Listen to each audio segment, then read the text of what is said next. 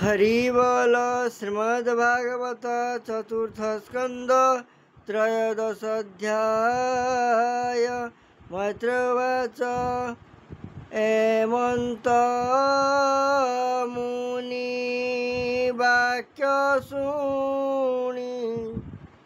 ध्रुव आनंद मने गुणी सुजले करी आचमन अस्त्र सुमरी नारायण संधान धनु हुळे कला ता देखी माया भस्म हेला गुह्यके होइले अदृश्य दिशिला धरणी आकाश ज्ञान उदये क्लेश जेन्हे देवे देखन्ति रही शून्य ध्रुव मंची धनुर्गुण जोचि सुवर्ण पुंख बाण बाणर पक्ष जलहंस देखी कंपिले दश दिश से बाण रिपु बळे पसी अनल प्राय तेज दिशि मयूर जन्हे नाद करी आनंदे बनस्ते विहरी एमंत तीक्ष्ण नाद करी गुह्यक गण माया छेदी जखे कुपित होई चित्ते धाइले शस्त्र घेनी हस्ते जैसने सर्प फणा धरी गरुड़ धाये कोप भरी ताहांकु देखी रण क्षेत्रे नाराच गुण धरी हस्ते बिंधई गुह्यक शरीरे छेदिला बाहु ओरोसिरे तत्क्षणे गले छिन्न भिन्ने संग्रामे समन भुवने गुह्यक बल नाश देखी मनुजे भुवन उपेखी उत्तम चित्र रथे बसी मिलिले मध्य आसी संगे अछंती मुनि जने ध्रुव को देखी तो समने गुह्यक गणे दया बही बोलंती ध्रुव मुख चाही हरि बोल मनुवाच भवस छाड़ मनुरस शुण तुमर उपदेश एरस घर तम द्वार एनो हे उत्तम व्यवहार जे रस बसे ज्ञान हारी निर्दोष पुण्य जन मारी हे आंभ कूल धर्म नहे साधुंक मध्य दोष बहे एक जन अपराधे अनेक मारु किंपा युद्धे तु भ्रातृवधे क्रोध बही साधुंक मार्ग नुहई विष्णुर भाव जार देहे प्राणी की दया हृदय बहे हिंसा न बहे तार चित हे हरिभृतंकर मत समते सर्वभूते देखे ताहाकु नारायण रखे हरि प्रसन्न प्राणी देहे हिंस्रक प्रकृति न बहे न लागे त्रिगुण बंधन अंतल भई निरंजन तु हरि भक्त शिरोमणि सर्वसमते परिमाणी साधु जनक व्रत करी के पारे धर्म चोरी हरि बोल जय जगत कृपालु प्रभु परम दयालु नाथ नाथाय देव देवाय अज्ञानी मानू ज्ञान दियंतु प्रभु जगत रे प्राणी मंगल वृद्धि करंतु कृपा करंतु कृपामय दया करंतु दयामय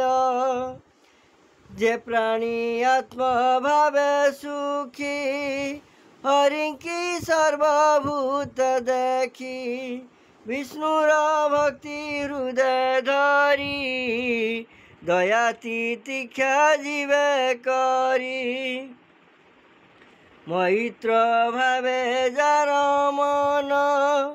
ताहाकु रखे भगवान हरि प्रसन्ने प्राणीकर प्रवृत्ति बंध होए दूर जीव बंधनु मोक्ष होई निर्वाण पदे पसे जाई ए पंचभूत देह बही स्त्री पुरुष रूप होई एबे निसंग मर काले रजर संगे बीज मिले स्त्री पुरुष देह बही इह संसारे जनमयी हरि बोल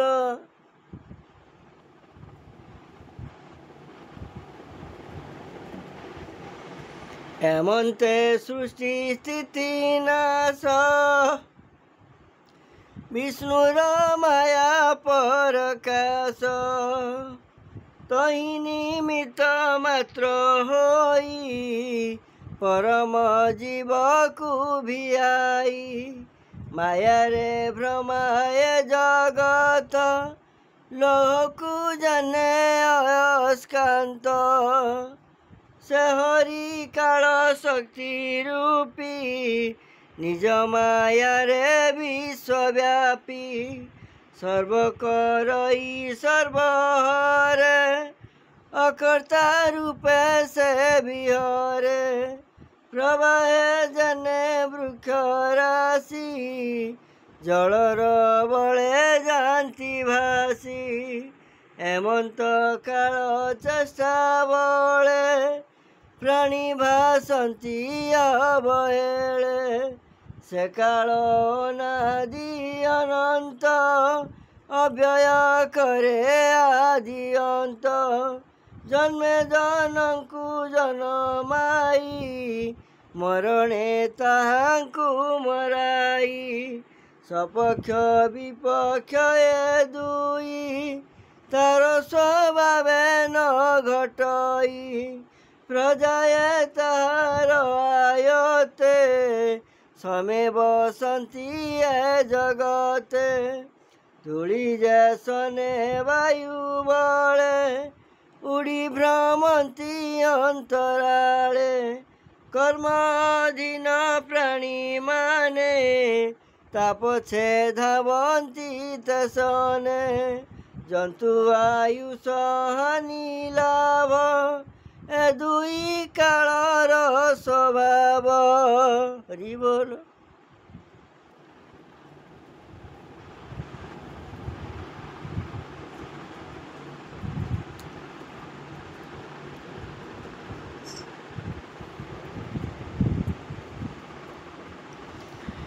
केहु बोलंती ए जगत अटई कर्मर आयत केवले स्वभाव एहार केवले कालर संचार बासना बोलंती अपरे ता तत्व केबा कही पारे अपरे दैव के कही के कहे काम रूप होई अविद्या काम संगे जड़ी घोर अंधारे प्राणी पड़ी भ्रमंती काल वायु बले कल्लोल जने सिंधु जले अव्यक्त प्रमेय सीमा के जानी पारे ता महिमा एणु तो भ्रातार मरण गुह्य के नुहंती कारण दैव बल से प्रमाण एकथा निश्चय तु जान स्वमाया शक्ति जुते सही सर्जई पालई हरई एणु सकल भूतंकर भूत भावन चक्रधर एणु से काल मध्य थाई देवे पूजंती बलि देई न सभेदित गाव जने भ्रमंती दामिनी बंधने जननी सपत्नी वचने मर्म भेदिला तोर मने मने पशिलु तप आसे स्वभावे पंचम बरसे विष्णु आराधित बले बसिबु गगन मंडले त्रैलोक्य ऊर्ध्व पद गते बसिबु कल्प परिजन्ते ए माया मोय मोह पास छेदिलु भव बंध त्रास ए बर जात लभिलु प्रत्यक्षे विष्णु को देखिलु चित्ते ताहांकु एबे बज ଏ ଘୋର ତମ ବେଗ ତେଜ ସମେ ସକଳ ତାପ କ୍ଷୟ ଏବେ ତୁ ହୁଅ ଶାନ୍ତ କାୟ ଯାହାକୁ ଦେଖି ପ୍ରାଣୀ ଡରେ ସେ ପ୍ରାଣୀ ଜୀବ ଥାଉ ମରେ ଈଶ୍ୱର ମିତ୍ର ଏ କୁବେର ଏହାକୁ ଅବଜ୍ଞାନ କର ମାରି କୁବେର ଅନୁବର କଲୁ ତୁ ଅନ୍ୟାୟ ଆଚାର ଏବେ ହାରେ ପ୍ରୀତି କର ସର୍ବକଳୁଷ ହେବ ତୋର ହରିବୋଲ ମୈତ୍ରବାଚ ହେମନ୍ତ ସ୍ୱୟଂଭୁବ ମନୁ ପ୍ରବୋଧ କଲେ ପୌତ୍ର ମନୁ ଧ୍ରୁବଙ୍କୁ ଆଲିଙ୍ଗନ କଲେ ମୁନିଙ୍କ ସଙ୍ଗେ ପୁରେ ଗଲେ ସେ ମନୁ ଚରଣାର ବିନ୍ଦେ ସୁଜନେ ନମ ହେ ଆନନ୍ଦେ ଚତୁର୍ଥ ସ୍କନ୍ଦ ଭାଗବତ ହରି ମହିମା ସୁଚରିତ ସୁଜନ ଜନେ ରସ କହି ଜଗନ୍ନାଥ ଦାସ ହରିବୋଲ इति श्रीमद्भागवते महापुराणे परमहंस्यां संहितायां चतुर्थस्कन्धे ध्रुवचरितं नाम त्रयोविंशोऽध्यायः।